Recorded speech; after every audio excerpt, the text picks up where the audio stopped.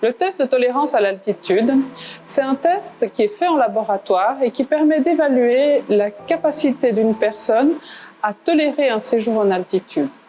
À qui est destiné ce type de test?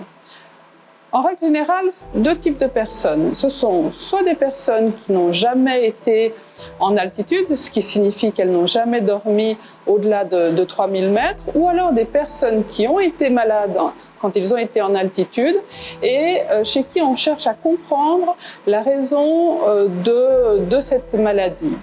C'est un test qui dure approximativement une vingtaine de minutes, qui est fait donc sur un vélo, ça s'appelle un ergomètre, et la personne va porter un masque.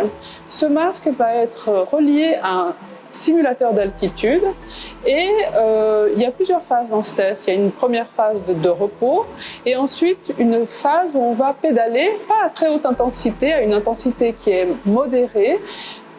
Une première partie qui va se faire alors qu'on est dans un milieu simulé d'altitude, ça veut dire qu'on a moins d'oxygène qui est disponible.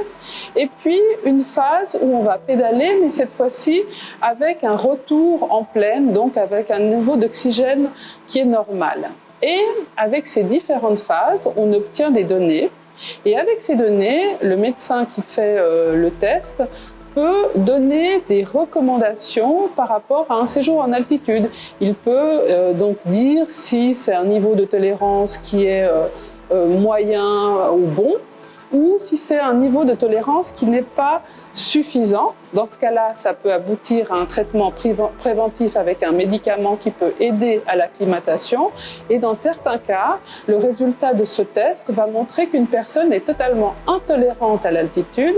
Et dans ce cas-là, le médecin peut être amené à recommander à ne pas faire de séjour en altitude.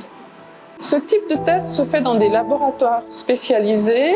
Il en existe en fait à plusieurs endroits en France, mais aussi en Suisse. Et on peut obtenir la liste des endroits qui font ces tests auprès de l'IFREMONT, qui est l'Institut de formation et de recherche en médecine de montagne. Donc sur leur site internet, vous avez les listes des endroits où vous pouvez, où tout un chacun peut se diriger pour prendre rendez-vous pour faire un test en hypoxie. C'est le nom que l'on donne au test de tolérance à l'altitude.